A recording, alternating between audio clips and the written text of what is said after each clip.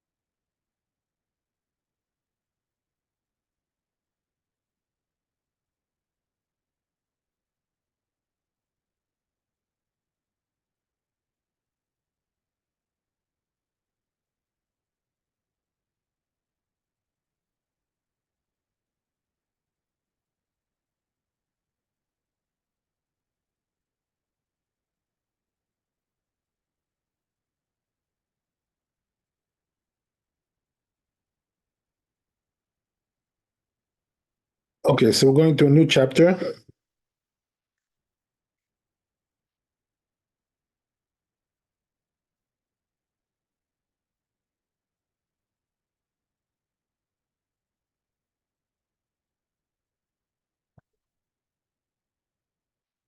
So it says here, Hakol Chayavim B'Ket Megillah Kohanim Levim Yisraelim, right? So everybody's liable, right? Everybody's obligated to read the Megillah, to hear the Megillah, whatever it is, right? Whichever classification you belong to, right? Kohen, Levi, Israel, Avadim, right? If you're a slave, right? Hopefully none of us are slaves. Right? Then we have Halal, right? What's Halal? Anybody know what's Halal?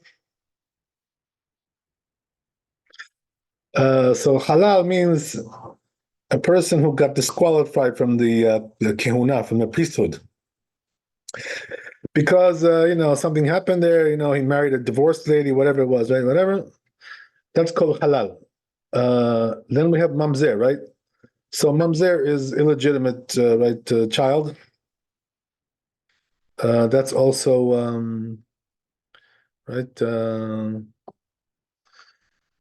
obligated. Natin, right? What is natin?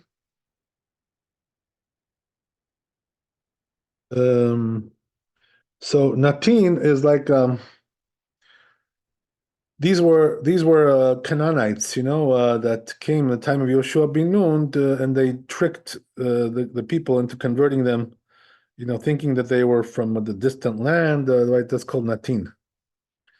Then we have tumtum, right? Androgynos. So these are types of humans that we're not sure what their gender is, right? They have dual gender going on, or a hidden gender, right? So that's also another thing. Umechanechin, right? Nami katan. So he says also we should try to train the children as well. So that there's a general rule like this, right? That we train children for mitzvot. So as we said, right, that usually happens from the age of 6 or 7. So if they're already that age, 6 or 7, you should bring them to the shul, right? And they're gonna, you're gonna train them to hear the Megillah. Okay, they're gonna bring their noisemakers, but okay, well, what can we do, right? We do the best we can. Okay, so that's that, and he says also v'nashim nami chayavot, right? Also women as well, right? They're also obligated. B'kriyata, b'pirish Rashi shemotziot anashim yedei chovatan. Right. So what that means is that men and women have an equal obligation, when it comes to the Megillah. It's equal. Right. So that means that a woman, could read the Megillah, and the man would fulfill his obligation with the reading of the woman. since their obligation is equal. Okay, so then that's what Rashi says, right? And then we go on, ubahag katav, right? And says bahag, אף אגב שחייבות במקרא מגילה אינן מוציאות לאנשים. But he says differently, right? That even though they're obligated, but they cannot fulfill the obligation of the men.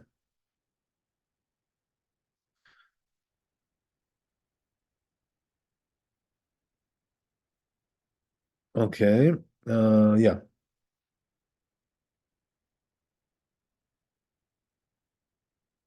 Then he goes on, katav mistabra, right? Ubet hey zal. I don't know who's Bet Hey, probably Bet Hillel, but I'm not sure. Anyway, it says, כתב מסתברא כי היכי דנשים מזמנות לעצמן ואינן מצטרפות לברכות הזימון, הכנמי אינן מצטרפות ליוד לכתחילה. Right, so he says, right, that it's the same thing when it comes to zimun, that women are obligated, but they don't combine with the men. So same thing here.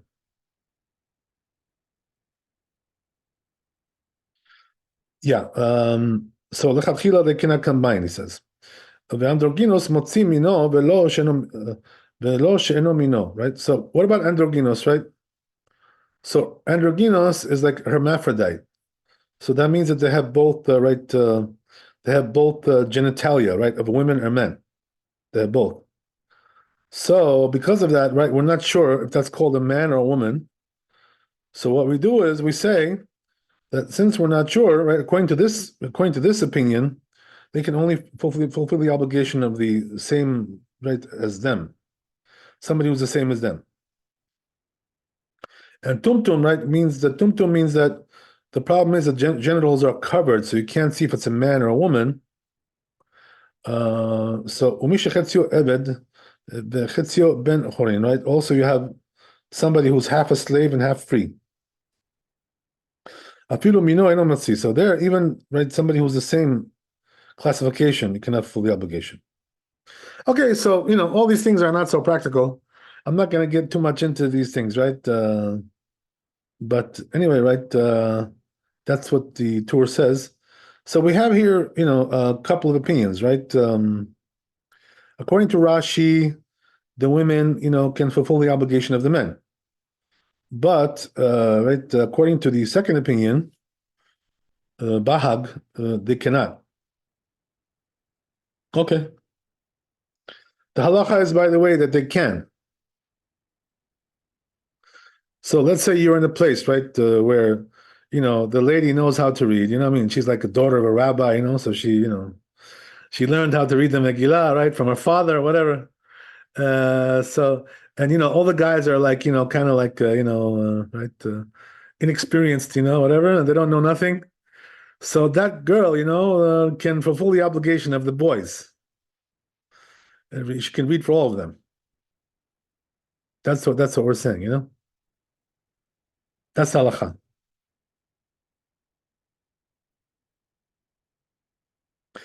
Not very common today, that a woman knows how to read the Megillah. You don't find many women like that. Okay, anyway, right, that's the story.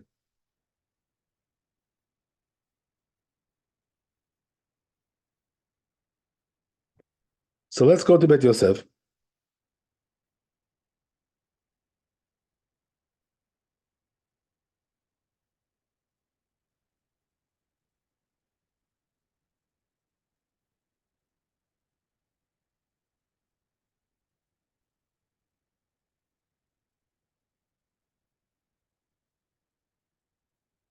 So it says Bet Yosef here, right? He brings a source for this halacha, which is a Braita Beresh Arachin, right? In the first parak of Arachin, Daled Amud Aleph, Upari Chatam. So it objects there, asks some questions there. Pshita, right? In other words, it's obvious. I mean, they're all obligated. Well, they're all Jews, I mean? So what difference does it make? Which classification of a Jew you are? That's all the same.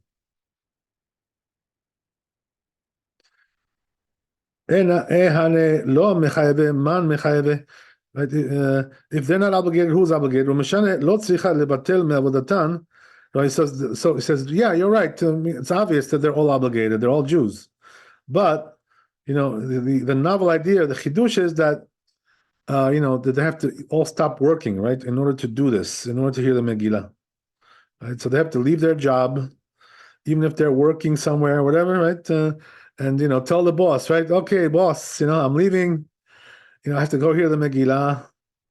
Right? Kediyama Rav Yehuda Amar Shemuel, like these rabbis said, כהנים בעבודתם ולווים מדוכנם בישראל מעמדן מבטלים מעבודתם ובאים לשמוע מקרא מגילה, right? So he says, right, that even the kohanim, right, the right, who are the right, the priests, working in the temple, they also have to stop their service, and go and hear the Megillah or read the Megillah, right, whatever it is, right? So even they, who are doing the service of God in the temple, they have to take a break, and do the Megillah, right? So that's the novel idea here, right? So because you may think, right, you may have thought that since they're doing the work of God, they don't need to stop, they can just keep going. But comes and tells you, no, right? They have to stop and hear the Megillah. Okay. So then he goes on to the next piece, right, which is that all these classifications. It says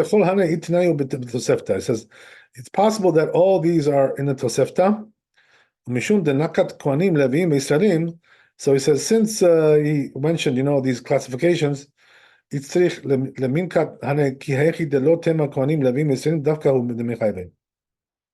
then why did he write? Why did he mention the others? So he says, because you may think, right, that only these three are required, and the others are not. So therefore he mentioned all of them. Okay. Then he goes on, right? Avadim, right? Slaves. Okay, so right, today we don't have slaves, but right, in theory, this could be something that will happen. So he says, right, Bavadim meshuchrarim ma'ire. So he says, talking about a slave that was freed. Oh, right. So he was a slave, and his master freed him. So what happened was that now he's like a full-fledged Jew, like a convert, So comes and tells you, right, even they're obligated. מתכתבו הרמב"ם בסמ"ג, דאלו עבדים שמעלו וטבלו לשם עבדות מדין נשים שהזכיר אחר כך הוא נלמד לכל מצוות היה. So he says, why we say that we're talking about a slave that was freed? Because if you're talking about a slave that wasn't freed, so then we learn it from women, right? In other words, they have the same, the general rule is that a slave has the same obligation of mitzvot as a woman. So therefore, right, if the woman is obligated, the slave is also obligated. That's the general rule, right? So we didn't need that. So therefore, he comes and tells you, right, that it's, we're talking about a slave that was freed, emancipated, right, whatever. Okay.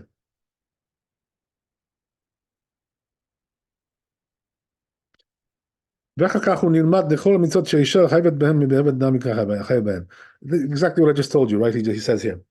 ואף על פי שאין חיוב האישה במצוותה, אלא מטעם שאף הן היו באותו נס. But he says, you know what, right? Even though when it comes to the women, why are they obligated in this mitzvah to do the Megillah?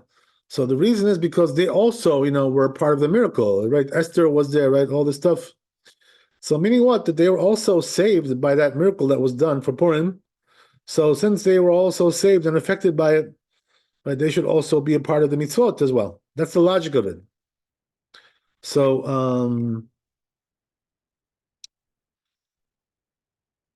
so he's telling you, right, that you may think, that applies to women, but when it comes to slaves, right, what, the slaves were there also when when they did the Megillah, right, during the miracle? The slave you have right now, right, that you bought, right, was not there during the time of Mordechai and Esther, right? So you may think, right, that it doesn't apply to them because of that. So comes and tell you, right, that what? That it does apply. שגם הם היו מספק סכנה, כיוון דמולים היו, ויומיו לדברי המפרשים, דאב הן הם היו באותו נס, היינו לומר שעל ידי אישה נעשית הנס, אפשר אין ללמוד מנשים לעבדים, וכיוון דהביא מצוות עשה שהזמן גרמה, עבדים פטורים. Okay, so comes and tells you a little bit more, right? A little bit more of a explanation here, which is that, as we said, right, that you may have thought that it doesn't apply to the slaves. So comes and tells you it does, why? Because, the slaves that were alive at that time, during the time of Mordechai and Esther, they were saved, because they would have been killed too. Why would they have been killed, by the way? What's the reason why? Because they're circumcised, so they would probably would have thought that they're Jews. They're right. So therefore, they also were saved. So you cannot say, right, that excuse, to say that they're absolved. That's the idea. Okay. So comes and tells you, right, that no, that they're not absolved, that they have to do it. Okay.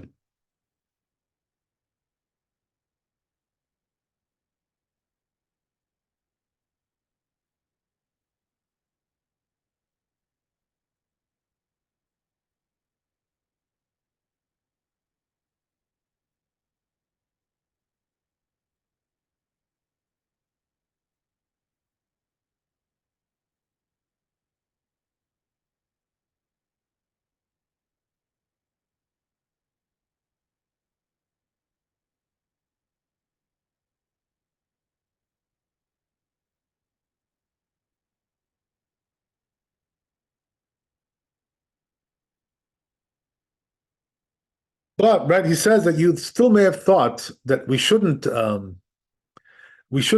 obligate the slaves. You know why? Because the slaves, even though they were saved, with that miracle, because they may have been killed too, but he says, nevertheless, right, it's not on the same footing as the women. Why? Because then the whole miracle was done by a woman. You know what I mean? Esther was the one who caused the whole miracle. And she was the one who, but she was the one who pulled all the strings there. So she had the main role. So you may have thought, that's different, right? The women had the main role there. The salvation came from a woman. So you may think, but when it comes to a slave, right? What salvation came through them?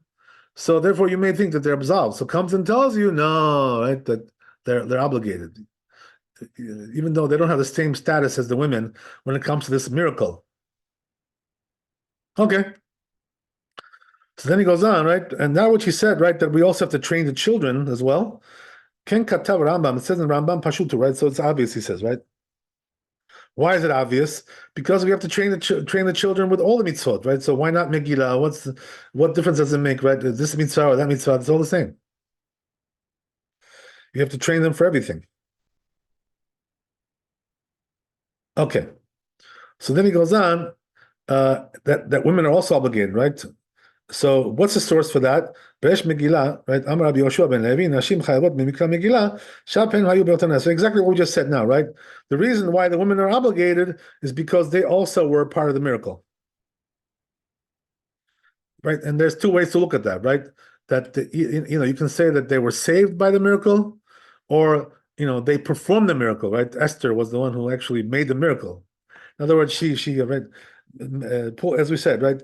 She pulled off the whole the scheme right there. So it was all in her hands. Okay, there you go. So yeah, let's see the Shulchan Aruch here.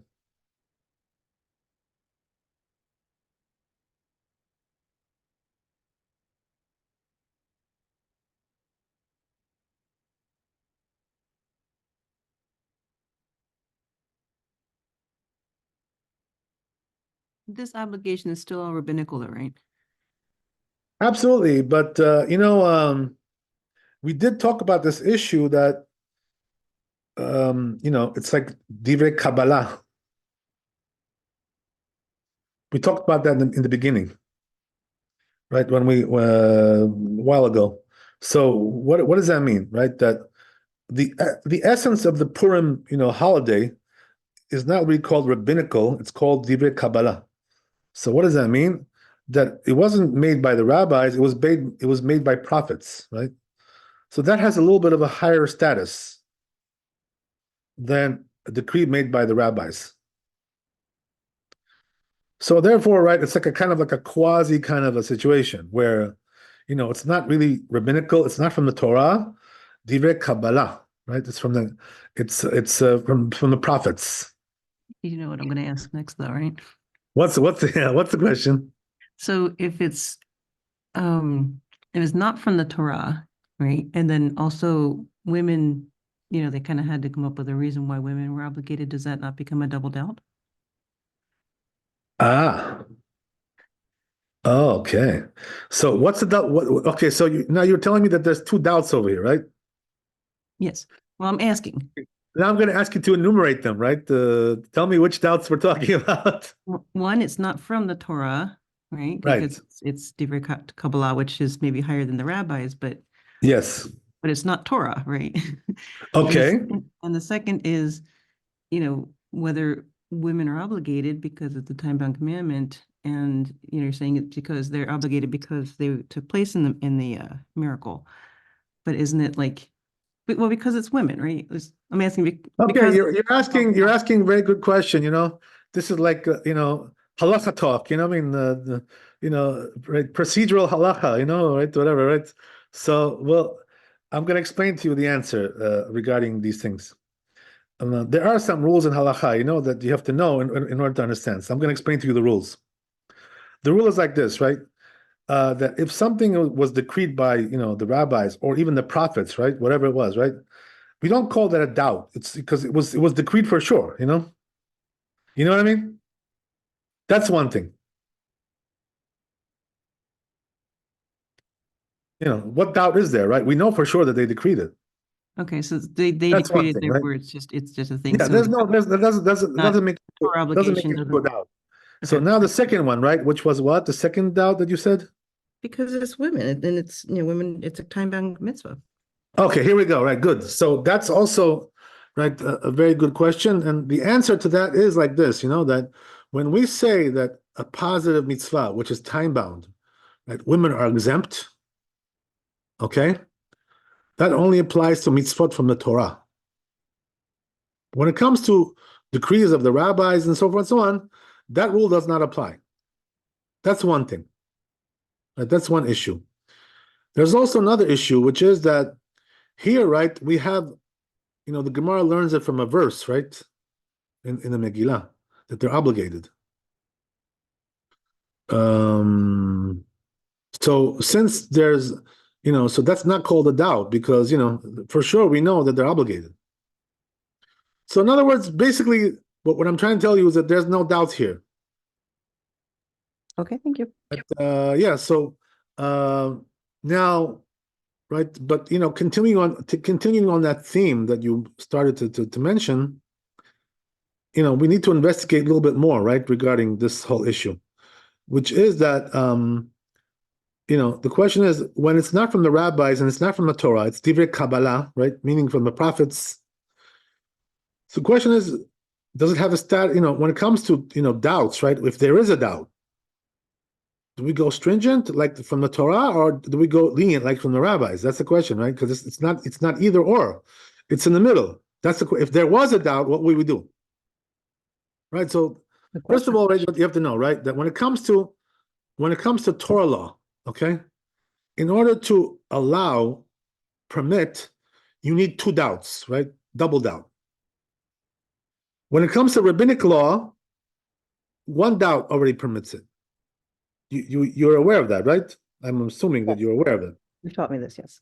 Yeah, okay. So in Torah, you need two doubts, rabbis, one doubt. But now the question is, since it's not Torah, it's not rabbis here, it's Kabbalah, so then which does it resemble? You need a doubt and a half. Doubt and a half. Okay, I like that. That's good. So right, actually, there's some truth to that. But somewhere in the middle. In other words, basically, right. So here's the thing, right? That we learned 2 days ago, this week, something like that, right? I think it was Sunday, whatever. That when there is a doubt, whether the city was walled or not, right? The time of Yeshua, we should read 2 nights, right? That's what we said. You remember that? Yes. So if that's the case, you see, right, that it may be the reason why we're stringent is because it's not from the rabbis, it's Divrei Kabbalah. And it could be that's the reason why they told us to read twice. I just Because they were covering their all bases, and it's never a bad thing to read Torah. so what I'm saying is that it could be, right, that since it's from Divrei Kabbalah is like from the Torah in that sense, that one doubt doesn't permit. Are there other places too that where this happens that But Divrei Kabbalah? Yeah, yeah. Divrei Kabbalah occurs in many places. I mean, Are there it's other not are there other exactly. verses where Divrei Kabbalah results in astringency? Yeah, that's what I'm trying to say, right? That there is a rule like this, that Divrei Kabbalah resembles the Torah because it's made by prophets, So, but it doesn't totally resemble, like partially, that's the thing. So, like as we said, like there was somewhere in the middle, you know what I mean? So that could be, right? That's the reason why we said to be stringent and to read twice. But as I told you, right? I remember that when I was in Lod, staying there in Israel by some relative there, I went to the shul, the local shul there, and they read twice because Lod is also considered to be like a Dow, because some say that it had a wall during the time of Yoshua bin Nun. The truth is that it says in the book of Yoshua that it had a wall, but the thing is that we're not sure if the Lod today is exactly the same place as the Lod that they had then. You know what I mean? We're not sure if it's a biblical Lod. So since we're not sure, that's why we read 2 days. Okay, thank you. Yeah, same thing as I told you guys, right? That the rabbi, when he was a chief rabbi of Tel Aviv, so over there, right? There's also Yaffo, right? And Yaffo is one of the cities of the Bible, that mentioned in Yeshua, and it had a wall. So that's why the rabbi read twice over there, two nights, 2 days, whatever, right? Why did he read twice? Because Yaffo, right, and Tel Aviv are like one city. They're like twin cities, as they say, right? They're the twin cities of Israel. So yeah, there you go, right? That's the story. Okay, so hope you got some clarity there with all that, right? All this technical jargon. Okay, so yeah, let's go to Shulchan Aruch.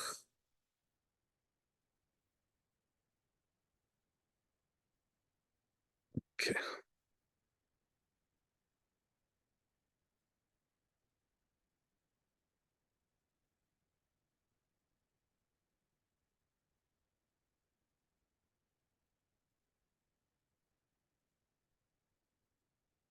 So yeah, so it says in Shulchan Aruch like this: Hakol chayavim b'kriyata, right? Everybody's obligated when it comes to reading the Megillah. What does that mean? Anashim, nashim, gerim, right? Men, women, right? Converts, abadim, slaves, meshucharim, right? That were freed. So as we said, right, a slave that was freed has a status of a convert because basically, the fact that he was emancipated makes him free, and then automatically becomes a Jew. Right? But he doesn't need to go to the mikveh, if I remember correctly. I'm not sure. I don't remember. I don't recall right now. But the truth is, right, he already went to the mikveh one time, because when his master buys him, as a slave, he has to put him in the mikveh. So he has like a quasi conversion at that point, and then when his master frees him, he becomes a full-fledged Jew, right? That's what it is. Okay, so anyway, right? Then, right, also the children, right? We have to train them, So at the age of 6 and 7, we bring them to the shul, right? So they can make a lot of noise over there, and bother everybody. Yeah, so that's the story, right? Okay. Like that's one of the big differences, by the way, in America and Israel. Like in America, when you go to a reading of the Megillah, right, the kids always make noise. You know what I mean? And they're like, you can't control them. They're wild.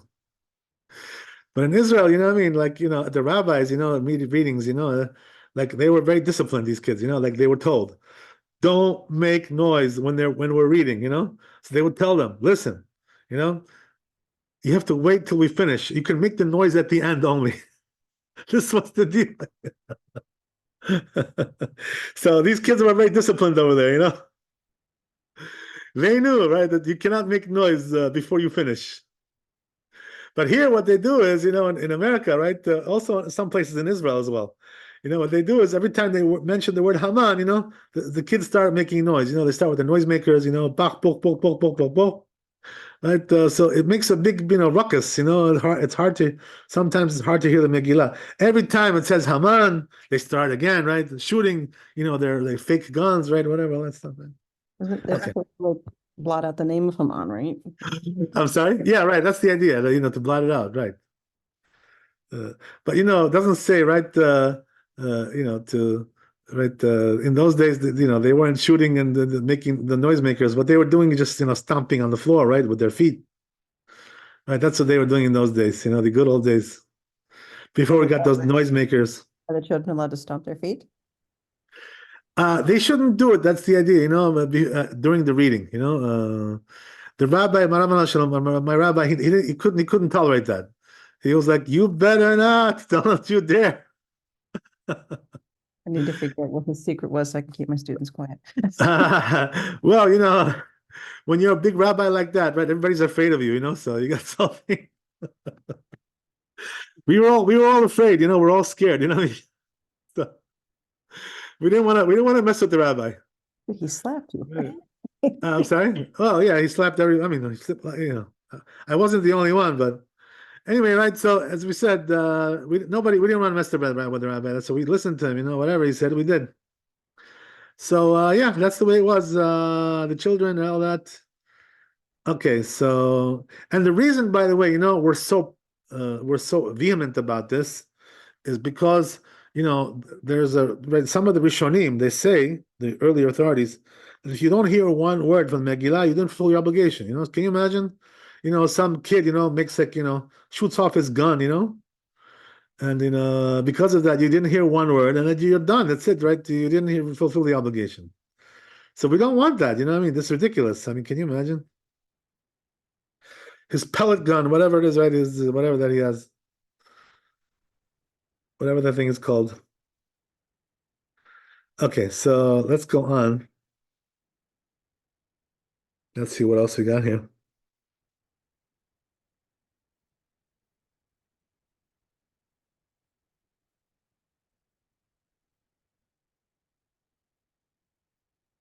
Yeah, so this is an interesting one, right? As we said, that the women can fulfill the obligation of the men, right? Um, and the Tur brought two opinions, if you remember, right, regarding that. So let's see what the Bet Yosef says about this. Says Bet Yosef, where is the source for this? Beresh Arachin, also beginning of Arachin, Gimel Amud Aleph. Katav Ken Ahad Kaman Hatam. He wrote regarding what we said over there, right? Bet Amud Bet Hakol Kashrim Likrot the Megillah. Everybody's kosher to read the Megillah, right? Tana Leatuye Mai. What is it coming to include? Leatuye Nashim. It coming to include the women. But Tamo Mishum de Ikara Nes Haya Al Isha. Right, as we said, right, that the main miracle here was by a woman. So you know. She's like the, you know, main, right? She's the main actor there, you know, so she gets a lot of credit. Okay, so Katab Rav Magid shekach nireh shehu dat Rambam. Says also Rambam seems to hold like that. He says, right, that the woman can fulfill the obligation of the men. So it seems like Rashi and Rambam agree, right, that they can. They can. Then, right, we bought the Bahag, right? Who's the Bahag? Halachot Gdolot, right? That's the name of the book, right? We call it Bahag. It's really called Halachot Gdolot, this book. Who is it written by? Rabbi Yudai Gaon, right? One of the Gaonim. So, Katvu betosfot beresh arachin, right? It says Tosfot. He brings it down. Uberesh Megillah, also Megillah, and Arachin brings it. Rosh Katab beresh Megillah. The Rosh says over there, Divrei Rashi. He brings the Rashi, but Divrei Halachot Gdolot, and also the Bahag he brings. Velo Yichriya, but he didn't paskin, right? The Rosh. Which one is Halacha, right? Do we paskin like Rashi or Bahag? Ah. There you go, right? So, but he says it seems like he's leaning more towards the Bahag. אבל הר"ן, but the Ran כתב על דברי בעל היכולות גדולות, ואין זה מחבר. So the Ran doesn't agree with it, right? With the Bahag. He says his words are not correct. אלא שראוי לחוש להחמיר. Rabbi says, anyway, it's good to be stringent, he says. Why not? Be stringent. והמורדכי, right? It says the מורדכי כתב שרביה, the רביה פסק כבהג, right? בעל היכולות גדולות. He passed like the Bahag. V'raya mitosefta de Megillah. He says there's a source, there's a the proof from there, from the Tosefta of Megillah. In Perek Bet, in the second Perek, Nashim v'avadim k'tanim p'torim milikot min Megillah. So over there it says, right, that the women are not obligated to read the Megillah. Right, and also the slaves, and also the children. But it says that's the Girsah, that's the text of the Bahag. Amar Rabbi Yoshua ben Levi, Nashim chayavot. This rabbi says, right, women are obligated. B'mashma Megillah, to hear the Megillah. Ve'achita b'Yerushalmi. That's what it says in Yerushalmi Perek Bet. Amar bar kapara. Right, this rabbi says, Tzarich likota b'fnei nashim ktanim. You have to read it in front of everybody, right? The men, women, children. She'af hem hayu betones, because they're also a part of the miracle, right? Besafek. Ve'ata lo tikshe l'Rabbi Yoshua ben Levi.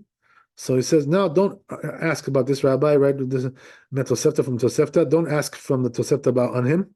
Nashim chayavot b'shmiya, that women are obligated to hear it, but not to read it. Ve'hu ve'ayid Arachin yesh domar, says that what it says in the Arachin, there is to say lefi perush halachot gadolot, according to the Bahag deha dekamar nashim kshorot, that women are kosher. To read the Megillah, Perush leotzi nashim kemotan, that means it's full obligation of women like them. V'nir'eh leRavia the nashim mevarchot al mishma Megillah. So the Ravia says they should also bless, right, when they read the Megillah. Afilu ikaru leatzman mesapeka leRavia ekatan matze leapuke nashim. So it says even if they're reading for themselves. So then, right, Ravia has a doubt if the katan, the child, right, can fulfill the obligation of the women. The Shema Afagav, the Tarvayu Paturim, but since that both of them are really are absolved from the reading of the Megillah, Bishmiya Dilma En Chayavot Beshaveh. But it says when it comes to hearing it, maybe it's not an equal obligation. Perek Misha Cheshich, like it says over there in this Perek Shabbat, Gabe Cheresh Shotev Katan, regarding, right, the deaf mute and the retarded and the children. Which one is better, right? And Bala Itur Katav, he says, so he says, right, just like women can do zimun for themselves, but they don't combine with the men. So he says also here, same thing, they don't combine with the 10. Haran, but the Ran says over there, Megillah, Amatnitin, on the Mishnah, they are kshanim nikrot at the Megillah. Everybody's kosher to read Megillah. Chutz micheresh v'shotev katan, except these three, right? The child and the deaf mute, crazy. Katab Svarazo, he wrote this, right? This opinion. He wrote this. Katab aliyah the efshar the hatam. He says they're not possible. Why? The hatam hold shenan mitziot anashim bebirkatan. Says over there they don't fulfill the obligation of the men with this blessing. About kan heyach efshar shemotziot anashim yadik kriya. How is it possible? He says when it comes to the Megillah that they fulfill the obligation of the men. The reading ben mistafot imahem, but they don't combine with them. Leminyan, from minyan. Elavadai mistarfot. So he says, right, that's an important thing here to understand. That he's telling you here, right, that we need right for to read the Megillah, it's good to have a minyan, to 10 people. So he says the women do combine in this minyan, right? When it comes to prayers, women don't combine the minyan, as you know, right? But when it comes to Megillah, they do. Why is that? Because they're also obligated, just like the men. Okay.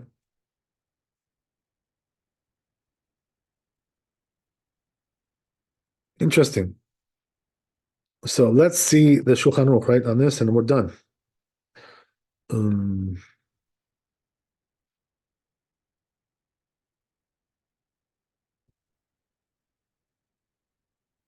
So it says the Shulchan Aruch, Achad HaKoreh ve'echad HaShomea min HaKoreh, right?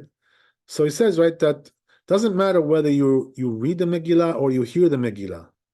Yatzai dechovata, you fulfill your obligation, right? Either way, either by reading it or hearing it. But you have to read, you have to hear it from somebody who's obligated, right? And it's reading. He has to be obligated, that person, right? לפיכך אם היה קורא חרש או קטן או שותה, right? So therefore, if the one who's reading it is like, a child, right? Or a חרש, deaf mute, right? Or שותה, right? Somebody who's retarded. השומע ממנו לא יצא. The person who hears from him did not fulfill his obligation. Why is that? Because these people are not really obligated, right?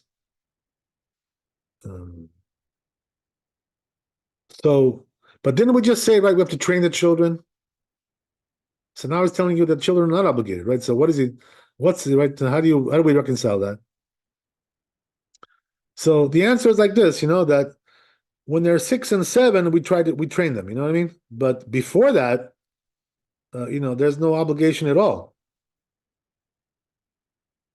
But the obligation is not on the child, it's on the adult that's training them. Yeah, right? you took the words right out of my mouth. I was just going to say that.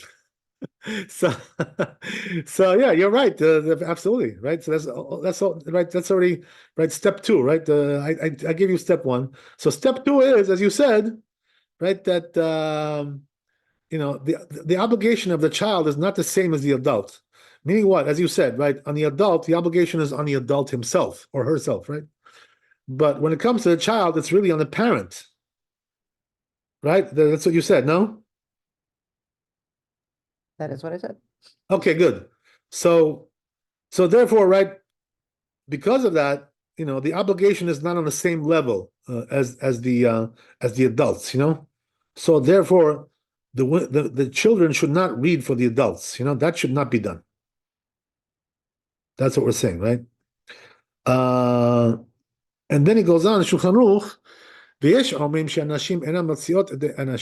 and some say, right, that women cannot fulfill the obligation of the men, right? Who was that? The Bahag, if you remember, right? We said, right? So do we paskin like this? No, halacha is not like that. But right, as we said, right, it's good to be machmir, but not obligation, right? So if there's nobody else who knows how to read it except the girl, right, the lady, she should read it, for everybody. That's no problem. So the halacha is that the women can read for the men. If that's the best we can do, right? We got no choice, so we can do that. So right, there's the truth is, that when you come to this kind of rule, there's always a question that comes up, which is right but isn't it forbidden to hear the women singing? So how are we going to listen to them when they're singing, the lady? I thought that doesn't count when they're reading Torah. I'm sorry. Exactly. I'm sorry. Yeah. Puri was going to say that. But isn't that apply to women who are nida, not to hear to them when they're No, it singing? applies to every woman, right? Except a child. Okay. Or if it's your wife, right? It's okay. If you can listen to your wife. Even when she's nida. Yes. You can listen to your wife. You can listen to your mother. You can listen to your daughter. No problem, right? Because these are all relatives. We're not so particular about that. But what do you call it? So the answer is right as we just right mentioned that when it comes to divrei Torah, we're not right. We're not the rabbis didn't decree on that. So therefore, since the Megillah is divrei Torah, so therefore we're allowed to hear them sing. It's not a problem, Why is that, by the way? What's the reason for that? That's the question, right? What does it matter if it's divrei Torah? What does that change? What does that change? Do you want me to answer? Go on, please. Go ahead. The concern is Dive in. The woman's voice will bring a man to have impure thoughts, and yes, the Torah protects men from impure thoughts. Oh, okay, that's interesting. Yeah, yeah. I mean, but the truth is, I want to say also another idea. What do you call it? Which is that, which is what? Man, I forgot what I was gonna say. Maybe I was gonna say yes. I'm sorry. Go ahead. I'm sorry, but then we say then we said about for instance, the Valkyrie, if they were in a nocturnal emission, and then they recite the words of Torah, that they were holy, so therefore they could be purified. No, in regards sorry. to what was that in again? regards to what Shoshana said about that the voice of a woman can bring a man if she Yes. with her thoughts. But then we say some time ago about the Valkyrie that if he had a nocturnal emission and he said words of Torah, how doesn't that purify him? So why would a woman saying words of Torah would bring impure thoughts to a man? Well, no, he needs to go to the mikveh. The Torah is not going to purify him, but what do you call it? He needs to go to the mikveh, the Baal Keri. A woman's voice would bring a man to impure thoughts, but not Torah. I thought that Torah, I've been taught that Torah guards a man from impure thoughts. Right. Yeah, I agree with what you're saying, but I think I had something else in my head. Okay, it slips my mind. Maybe it'll come back to me. Let's do the Ramah here. Right. I think I was going to say something else also. Anyway, right, it says the Ramah here, right? Some say, right, that if a woman is reading for herself, she should bless. Lishma Megillah, right? Like this, to hear the Megillah. Because she's not really obligated to read it, she's obligated to hear it. So therefore she should bless Lishma Megillah, right? To hear the Megillah. That's a blessing that she should recite. Interesting. Okay, but I don't think that's really so crucial, this issue, because either way it'll be okay, because there are some opinions that say that, she's also obligated to read it as well. Anyway, right, there's a rule, right, when it comes to the Ramah, the rule is, right, if he brings another opinion, let's say, right, but he doesn't say that that's halakha or that's a custom. He doesn't really want to paskin like that opinion, so here it doesn't say that it's halakha. So just bringing you basically another opinion, but doesn't necessarily mean that that's halakha. So, okay, that's one thing, right? So, yeah, we're pretty much done. Yeah. Yeah, so I think your answer was good, regarding what you said, regarding the women, right? I think that was a correct answer. So, Bezat Hashem, if I think of the other thing I was thinking, whatever, I'll let you know next time. So, God bless, right? Be blessed with wealth, health, happiness. Have a good night. Laila Tov, Chazak Baruch. We'll see you tomorrow, Bezat Hashem.